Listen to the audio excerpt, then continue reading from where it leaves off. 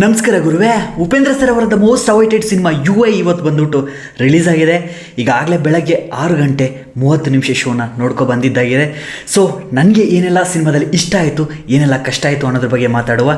So ಈ video ಶುರು ಮಾಡೋಕ್ಕಿಂತ ಮುಂಚೆನೇ ಹೇಳ್ತಾ ಇದ್ದೀನಿ, ಇಫ್ ಇನ್ ಕೇಸ್ ಏನಾದರೂ ನೀವು ಬುದ್ಧಿವಂತರಾಗಿದ್ದರೆ ಈ ವಿಡಿಯೋ ನಿಮಗೋಸ್ಕರ ಅಲ್ವೇ ಅಲ್ಲ. ಇಫ್ ಇನ್ ಕೇಸ್ ಏನಾದರೂ ನೀವು ದಡ್ಡರಾಗಿದ್ದರೆ ನಿಮಗೋಸ್ಕರನೇ ಈ ವಿಡಿಯೋ ಅಂತಲೇ ಹೇಳ್ಬಿಡ್ತೀನಿ. ಇದನ್ನು ನಾನು ಹೇಳ್ತಿಲ್ಲ, ಆ್ಯಕ್ಚುಲಿ ಮೂವಿ ಫಸ್ಟ್ ಶುರು ಆಗುವಾಗಲೇ ಆ ಒಂದು ಟ್ಯಾಗ್ಲೈನ್ ಅನ್ನೋದು ಕೊಟ್ಬಿಟ್ಟಿದ್ದಾರೆ. ಸೊ ನಾವು ಸಹ ಅದನ್ನೇ ಫಾಲೋ ಮಾಡೋಣ ಅಂತ ಹೇಳ್ತಾ ಇದ್ದೀನಿ ಅಷ್ಟೇ. ಸೊ ಇನ್ನು ಸ್ಕ್ರೀನ್ ಯಾಕೆ ರಿವರ್ಸಲ್ಲಿದೆ ಗುರು ಅಂತ ಏನಾದರೂ ಕೇಳೋದಾದರೆ, ಉಪೇಂದ್ರ ಸಿನಿಮಾದ ರಿವ್ಯೂ ಮಾಡಬೇಕಾದ್ರೆ ಸ್ಕ್ರೀನು ಸ್ವಲ್ಪ ಉಲ್ಟಾವಾಗಿದ್ರೇ ಸ್ವಲ್ಪ ಚೆನ್ನಾಗಿರುತ್ತೆ. ನಾವೇ ಸ್ವಲ್ಪ ಡಿಫ್ರೆಂಟಾಗಿ ಏನಾದರೂ ಥಿಂಕ್ ಮಾಡಿ ಮಾಡೋಣ ಅಂತ ಹೇಳ್ತಿರೋದು. ಸೊ ಇರಲಿ, ಮೊಬೈಲ್ ಸ್ವಲ್ಪ ಟರ್ನ್ ಮಾಡ್ಕೊಂಡು ವಿಡಿಯೋನ ನೋಡಿ. ಸೊ ಇನ್ನು ಸಿನಿಮಾದ ವಿಷಯಕ್ಕೆ ಬಂದರೆ, main lead roles by Upendra and ಅದ್ರ ಜೊತೆಗೆ ರೇಷ್ಮಾ. ಸೊ ನಾಯಕ ನಟನಾಗಿ ಉಪೇಂದ್ರ ಅವರು ಮಾಡಿದರೆ, ನಾಯಕಿಯಾಗಿ ಬಂದ್ಬಿಟ್ಟು ರೇಷ್ಮಾ ಅವರು ಮಾಡಿದ್ದಾರೆ. ಸೊ ಇನ್ನು ಸಿನಿಮಾದ ಸೆನ್ಸಾರ್ ಬೋರ್ಡ್ ಸರ್ಟಿಫಿಕೇಟಿಂದ ಶುರು ಮಾಡ್ತೀನಿ ಈ ಸಿನಿಮಾದ ಬಗ್ಗೆ. ಸೊ ಸಿನಿಮಾಗೆ ಬಂದ್ಬಿಟ್ಟು ಎಲ್ಲ ಸಿನಿಮಾಗಳಿಗೂ ನೀವು UA ಆ್ಯಂಡ್ ಅದ್ರ ಜೊತೆಗೆ A ಸಿನಿಮಾ ಸರ್ಟಿಫಿಕೇಟ್ನ ನೋಡಿರ್ತೀರ. ಬಟ್ ಈ ಸಿನಿಮಾಗೆ ಪರ್ಟಿಕ್ಯುಲರ್ಲಿ ಬಂದ್ಬಿಟ್ಟು UI ಅಂತ ಕೊಟ್ಟಿದ್ದಾರೆ. ಅದು ಯಾವ ರೀತಿ ಏನು ಅನ್ನೋದ್ರ ಬಗ್ಗೆ ತಿಳ್ಕೊಬೇಕು ಅಂದರೆ ಅದೊಂದು ಇಂಟ್ರೆಸ್ಟಿಂಗ್ ಆಗಿರುತ್ತೆ. ಅದು ಸಹ ನೀವು ಥಿಯೇಟರ್ಲಿ ಹೋಗಿ ಸಿನಿಮಾನ ನೋಡಬೇಕು.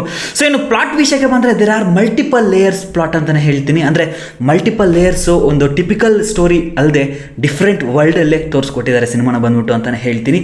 ಸೊ ಅದರಲ್ಲಿ ಒಂದು ಲೇಯರ್ನ ಮಾತ್ರ ನಿಮಗೆ ಹೇಳೋದಾದರೆ, ಮೇಯ್ನ್ ಕೋರ್ ಆಗಿ ಇದೇ ನಡೆಯುತ್ತೆ ಅನ್ನೋದು ಹೇಳೋದಾದರೆ, ಪ್ರಕೃತಿಯನ್ನು ತನ್ನ ತಾಯಿಗೆ ಹೋಲಿಸಿ ಮಾಡಿರುವಂತಹ ಒಂದು ಸ್ಟೋರಿ 2 ಶೇಡ್ಸಲ್ಲಿ ಕಾಣಿಸ್ಕೊತಾರೆ ನಮ್ಮ ಉಪೇಂದ್ರ ಸರ್ ಅವರು. ಇದು ಸ್ಪಾಯ್ಲರ್ ಏನಿಲ್ಲ ಗುರು, ಈಗಾಗಲೇ ಸಾಕಷ್ಟು ಜನ ಸಿನಿಮಾ ನೋಡಿರ್ತೀರ. ಇಟ್ಸ್ ಓಕೆ, ಸ್ಪಾಯ್ಲರ್ ಏನಿಲ್ಲ. ಜಸ್ಟ್ 2 ಶೇಡ್ಸಲ್ಲಿ ಕಾಣಿಸ್ಕೊತಾರೆ. ಡ್ಯುಯಲ್ ರೋಲ್ ಪಾತ್ರ ಅಂತಲೇ ಹೇಳ್ಬೋದು. ಒಂದು ಕಲ್ಕಿ ಆದರೆ ಇನ್ನೊಂದು ಬಂದ್ಬಿಟ್ಟು ಸತ್ಯ ಅಂತ. ಆ 2 ಪಾತ್ರಗಳು ಬಂದ್ಬಿಟ್ಟು, ಒಂದು ಪಾತ್ರ ಒಂದು ರೀತಿ ರಿಯಾಕ್ಟ್ ಮಾಡಿದ್ರೆ ಇನ್ನೊಂದು ಪಾತ್ರ ಇನ್ನೊಂದು ರೀತಿ ರಿಯಾಕ್ಟ್ ಆಗುತ್ತೆ.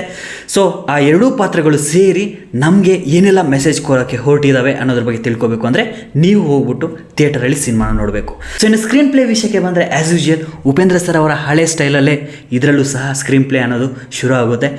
ಕೆಲವೊಬ್ಬರಿಗೆ ಮೋಸ್ಟ್ಲಿ ಇದು ಬಂದ್ಬಿಟ್ಟು ನಾರ್ಮಲಾಗಿ ಹೋಗ್ತಾ ಇದೆಯಲ್ಲ ಗುರು ಅಂತ ಅನಿಸಿದ್ರು. ಇನ್ನೂ ಕೆಲವರಿಗೆ ಬಂದ್ಬಿಟ್ಟು ಸಕ್ಕತ್ತಾಗಿದೆಯಲ್ಲ ಗುರು ಅಂತ ಅನಿಸುತ್ತೆ. ಕಾರಣ ಇಷ್ಟೇ, ಆ್ಯಕ್ಚುಲಿ ಬಂದ್ಬಿಟ್ಟು ಇದರಲ್ಲಿ ಮಲ್ಟಿಪಲ್ ಲೇಯರ್ಸ್, ಇನ್ಡೆಪ್ ಮೀನಿಂಗ್ಸ್ ಇರುವಂತಹ ವಿಜುವಲ್ಸ್ ತುಂಬಾ ಇದ್ದಾವೆ. ಅದನ್ನು ಬಂದ್ಬಿಟ್ಟು ನಾವು ಫೋಕಸ್ ಮಾಡಿ ನೋಡಬೇಕು. ಏನು ಫೋಕಸ್ ನೋಡಬೇಕು ಅಂತ ಕೇಳೋದಾದರೆ, ಅದನ್ನು ಸಹ ನೀವು ಸಿನಿಮಾದಲ್ಲೇ ನೋಡಬೇಕು. ಯಾಕಂದರೆ ಫೋಕಸ್ ಮಾಡಿ ನೀವು ಏನಾದರೂ ಸಿನಿಮಾನ ನೋಡಿಲ್ಲ ಅಂದರೆ ನಮ್ಮಪ್ಪರೇ ನಿಮಗೆ ಸಿನಿಮಾ ಸ್ವಲ್ಪನೂ ಅರ್ಥ ಆಗೋದಿಲ್ಲ. ಅದನ್ನು ಕ್ಲಿಯರ್ಲಿ ಅಲ್ಲಿ ಉಪೇಂದ್ರ ಅವರು ಹೇಳಿದ್ದಾರೆ. ಸೊ ಇನ್ನು ಫಸ್ಟ್ ಆಫ್ ಅಲ್ಲಿ ಸದ್ಯಕ್ಕೆ ನಡೀತಿರುವ ಅನ್ಯಾಯಗಳು, ಈ ಸೆಕ್ಷುವಲ್ ಹ್ಯಾರಾಸ್ಮೆಂಟ್ಸು, ಈ ರೀತಿಯ ವಿಷಯಗಳನ್ನ ಇಟ್ಕೊಂಡು ತುಂಬ ಚೆನ್ನಾಗೇ ಮಾಡಿಕೊಟ್ಟಿದ್ದಾರೆ ಅಂತಲೇ ಹೇಳ್ಬೋದು. ಸೊ ಇನ್ನು ಸೆಕೆಂಡ್ ಹಾಫ್ ಸಹ ಸ್ಲೋ ನರೇಷನಲ್ಲೇ ಶುರು ಆಗುತ್ತೆ ಸಿನಿಮಾ ಬಂದ್ಬಿಟ್ಟು. ಓವರಲ್ಲಿ ಸಿನಿಮಾ ಖಂಡಿತವಾಗ್ಲೂ ಒಂದು ಸ್ಲೋ ಫೇಸ್ಡ್ ಸಿನಿಮಾ ಅಂತಲೇ ಹೇಳ್ಬೋದು. ಬಟ್ ಎಂಗೇಜಿಂಗ್ ಆಗಿ ಇರುತ್ತಾ ಅಂತ ಕೇಳೋದಾದರೆ, ಡೆಫಿನೆಟ್ಲಿ ಎಂಗೇಜಿಂಗ್ ಆಗಿರುತ್ತೆ. ನಾನು ನನ್ನ ಪಕ್ಕದಲ್ಲಿ ಇಬ್ಬರು ಯಾರು ಕೂತ್ಕೊಂಡಿದ್ರು, ಸೀಟ್ ಕಾರ್ನರ್ಗೆ ಬಂದ್ಬಿಟ್ಟು ಹೋಗ್ಬಿಟ್ಟು ಹಿಂಗೆ ನೋಡ್ತಾ ಇದ್ದೀವಿ, ನೆಕ್ಸ್ಟ್ ಸೀನ್ ಏನು ಬರುತ್ತೆ, ಇದರಲ್ಲಿಂದ ಮೀನಿಂಗ್ ನಾವು ಏನು ಪಡ್ಕೋಬೋದು ಅಂತ ಸೀರಿಯಸ್ಲಿ ಆ ರೀತಿ ನೋಡಿ ಅರ್ಥ ಮಾಡ್ಕೊ ಬಂದಿದ್ದಾಗಿದೆ. ಎಕ್ಸಾಕ್ಟ್ಲಿ ಸಿನಿಮಾನ ಕಂಪ್ಲೀಟಾಗಿ ನಾನು ಅರ್ಥ ಮಾಡ್ಕೊಬಿಟ್ಟಿದ್ದೀನಿ ಅಂತ ಹೇಳೋದಕ್ಕೆ ಸಾಧ್ಯನೇ ಇಲ್ಲ. ಇದು ನನ್ನ ಪ್ರಕಾರ ನನಗೆ ಅನಿಸಿದ್ದು ಹೇಳಿದ್ದೀನಿ ಅಷ್ಟೇ. ಆ್ಯಂಡ್ ಒಂದು ಸೆಕೆಂಡ್ ಹಾಫಲ್ಲಿ ಸ್ವಲ್ಪ ಡಿಸಪಾಯಿಂಟ್ ಆಯಿತು. ಅದು ಒಂದು 10 ಮಿನಿಟ್ಸಿಂದ, ಅಂದರೆ ಸೆಕೆಂಡ್ ಹಾಫ್ ಶುರು ಆಗಿ ಒಂದು 10 ಮಿನಿಟ್ಸಲ್ಲಿ ಬಂದ್ಬಿಟ್ಟು 18+ ಸೌಂಡ್ನ ತುಂಬ ಜಾಸ್ತಿನೇ ಯೂಸ್ ಮಾಡಿದ್ದಾರೆ. ಆ ಸೌಂಡ್ ಬಂದ್ಬಿಟ್ಟು ನನ್ನ ಫ್ರೆಂಡ್ಸ್ ಸೀಟ್ಸಲ್ಲಿ ಕೆಲವೊಬ್ಬರು ಲೇಡೀಸ್ ಕೂತ್ಕೊಂಡಿದ್ರು. ಅವರು ಸ್ವಲ್ಪ ಅನ್ಕಂಫರ್ಟ್ ಆಗಿ ಫೀಲ್ ಆದರು.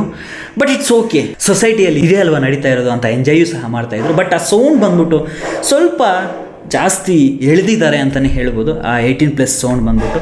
ಸೊ ಮ್ಯೂಸಿಕ್ ವಿಷಯಕ್ಕೆ ಬಂದರೆ, ಅಜುಬಾಯ್ seriously one of the best music ಅಂತಲೇ ಹೇಳ್ತೀನಿ. ಯಾಕೆ ಮತ್ತೆ ಬೆಸ್ಟ್ ಮ್ಯೂಸಿಕ್ ಅಂತ ಹೇಳ್ತಾ ಇದ್ದೀನಿ ಅಂದರೆ, ಆ ವರ್ಲ್ಡ್ಗೆ ಏನು ಬೇಕೋ ಅದನ್ನು ಕ್ಲಿಯರ್ಲಿ ಮಾಡಿಕೊಟ್ಟಿದ್ದಾರೆ ಅಂತಲೇ ಹೇಳ್ಬೋದು.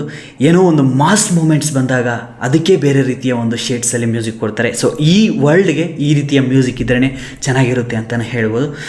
ಸೊ ಇನ್ನು ವಿಜುವಲ್ ಎಫೆಕ್ಟ್ಸ್ ಬಂದ್ಬಿಟ್ಟು, ನಾನು ಟೀಸರ್ ನೋಡ್ಬಿಟ್ಟು ನನಗೆ ಯಾಕೋ ಸ್ವಲ್ಪ ಡಲ್ಲಾಗಿದೆ ಗುರು ಅಂತ ನಾನು ಒಂದು ಲಾಸ್ಟ್ ವಿಡಿಯೋದಲ್ಲಿ ಹೇಳಿದ್ದೆ. ಬಟ್ ಇವಾಗ ಥಿಯೇಟರಲ್ಲಿ ಬಂದಾಗ ಅನಿಸ್ತಾ ಇದೆ, ಸಖತ್ತಾಗಿ ಟೆಕ್ನಿಕಲಿ ತುಂಬಾ ಚೆನ್ನಾಗಿ ಮಾಡಿಕೊಟ್ಟಿದ್ದಾರೆ ಅಂತಲೇ ಹೇಳ್ಬೋದು. ಹೌದು, ಕೆಲವೊಂದು ಪೋರ್ಷನ್ಸಲ್ಲಿ ಬಂದ್ಬಿಟ್ಟು ಫೈಟ್ಸ್ ಮಾಡುವಾಗ, ಕೆಲವೊಂದು ಸೀನ್ಸಲ್ಲಿ ಬಂದ್ಬಿಟ್ಟು ಇನ್ನೂ ಬೆಟರಾಗಿ ಸ್ವಲ್ಪ ಮೂವ್ ಆಗಿದ್ರೆ ಚೆನ್ನಾಗಿರ್ತಾ ಇತ್ತು ಅಂತ ಅನಿಸುತ್ತೆ. ಒಂದು ಫೈಟ್ ಬರುತ್ತೆ 3 ಜನರ ಜೊತೆ.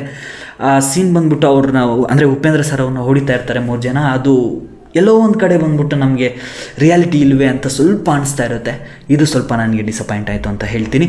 ಸೊ ಇನ್ನು ಓವರಾಲ್ ಈ ಸಿನಿಮಾ ಯಾವ ರೀತಿ ಇದೆ ಏನು ಹೇಳ್ಗುರು, ಸುಮ್ಮನೆ ಏನೇನೋ ಹೇಳ್ಬೇಡ ಅಂತ ಹೇಳೋದಾದರೆ, ನೀವೇನಾದರೂ ಬುದ್ಧಿವಂತರಾಗಿದ್ದರೆ ಸಿನಿಮಾನ ನೋಡೋಕ್ಕೆ ಹೋಗ್ಬಿಡಿ ಅಂತ ಉಪೇಂದ್ರ ಸರ್ ಅವರೇ ಹೇಳಿದ್ದಾರೆ. ಸೊ ಅದು ಇಂಡೈರೆಕ್ಟ್ಲಿ ಹೇಳ್ದಂಗೆ ಇದೆ ಅಂತಲೇ ಹೇಳ್ತೀನಿ. ಯಾಕಂದರೆ ಪ್ರತಿಯೊಬ್ಬರೂ ಇಲ್ಲಿ ಬಂದ್ಬಿಟ್ಟು ಬುದ್ಧಿವಂತರು ಅಂತ ನಾವು ಅಂದ್ಕೊಂಡಿದ್ದೀವಿ, ಬಟ್ ಎಲ್ಲರೂ ದಡ್ರೆ ಅಂತ ಎಲ್ರಿಗೂ ಗೊತ್ತೇ ಇರೋದೆ. ಸೊ ಸಿನಿಮಾನ 2 ಸಲ ನೋಡಬೇಕು ಅಂತ ಲಾಸ್ಟಲ್ಲಿ ಒಂದು ಟ್ವಿಸ್ಟ್ ಆ್ಯಂಡ್ ಟರ್ನ್ಸ್ ಥರ ಬರುತ್ತೆ. ಆ್ಯಂಡ್ ಚೆನ್ನಾಗಿ ಮೂಡ್ ಬಂದಿದೆ ಆ ಟ್ವಿಸ್ಟ್ ಆ್ಯಂಡ್ ಟರ್ನ್ಸ್ ಅಂತಲೇ ಹೇಳ್ತೀನಿ. ಒಂದು ನಾರ್ಮಲ್ ಟಿಪಿಕಲ್ ಸ್ಟೋರಿ ಆಗಿ ಇರುತ್ತೇನೋ ಅಂತ ಎಕ್ಸ್ಪೆಕ್ಟೇಷನ್ ಇಟ್ಕೊಂಡು ನೀವು ಸಿನಿಮಾನ ನೋಡೋಕ್ಕೆ ಏನಾದರೂ ಹೋದರೆ ಖಂಡಿತವಾಗ್ಲೂ ಸ್ವಲ್ಪ ಡಿಸಪಾಯಿಂಟ್ ಆಗ್ತೀರಾ. ಯಾಕಂದರೆ ಇದು UI ವರ್ಲ್ಡ್ ಅಂದರೆ AI ವರ್ಲ್ಡ್ ಅಂತಲೇ ಹೇಳ್ಬೋದು. ಸೊ ಇದರಲ್ಲೇ ಬೇರೆ ರೀತಿಯ ಶೇಡ್ಸ್ ಅನ್ನೋದು ತುಂಬಾ ಇದ್ದಾವೆ. ಪ್ರತಿಯೊಂದು ವಿಜುವಲಲ್ಲೂ ಸಹ ನಾವು ಡೆಪ್ತ್ ಮೀನಿಂಗ್ನ ಪಡ್ಕೋಬೋದು. ಆ್ಯಂಡ್ ರಿಯಲಿಸ್ಟಿಕ್ಕಾಗಿ 2 ಗಂಟೆ ಬಂದ್ಬಿಟ್ಟು, ಅಂದರೆ ಇವಾಗ ಏನು ನಡೀತಾ ಇದೆ ಸಮಾಜದಲ್ಲಿ ಅನ್ನೋದ್ರ ಬಗ್ಗೆ 2 ಗಂಟೆ ನಮ್ಮನ್ನು ಥಿಯೇಟರಲ್ಲಿ ಕೂರಿಸ್ಬಿಟ್ಟು ಇದೇ ನಡೀತಾ ಇದೆ ಗುರು, ಇಫ್ ಏನಾದರೂ ನೀವು ಇದನ್ನೇ ಫಾಲೋಅಪ್ ಮಾಡ್ಕೊಂಡು ಹೋದರೆ ಈ ರೀತಿ ಆಗುತ್ತೆ ಅಂತ ತೋರಿಸ್ಕೊಟ್ಟಿದ್ದಾರೆ. ಆ್ಯಂಡ್ ಇನ್ನು ಸಿನಿಮಾ ಈಗಾಗಲೇ ಹಿಟ್ಟಾಗೋಗಿದೆ. ಯಾವ ರೀತಿ ಹಿಟ್ಟಾಗಿದೆ ಏನು ಅನ್ನೋದ್ರ ಬಗ್ಗೆ ನೀವು ಸಿನಿಮಾನ ನೋಡುವಾಗಲ ಒಂದು 10 ಮಿನಿಟ್ಸ್ ಒಳಗಡೆ ನಿಮಗೆ ಗೊತ್ತಾಗ್ಬಿಡುತ್ತೆ. ಸಿನಿಮಾನ ಪದೇ ಪದೇ ಜನ ಹೋಗಿ ನೋಡ್ತಾ ಇರ್ತಾರೆ, ಆ ರೀತಿ ಹಿಟ್ಟಾಗೋಗಿದೆ ಈಗಾಗಲೇ ಬಂದ್ಬಿಟ್ಟು ಅಂತ ನಿಮಗೆ ಗೊತ್ತಾಗುತ್ತೆ.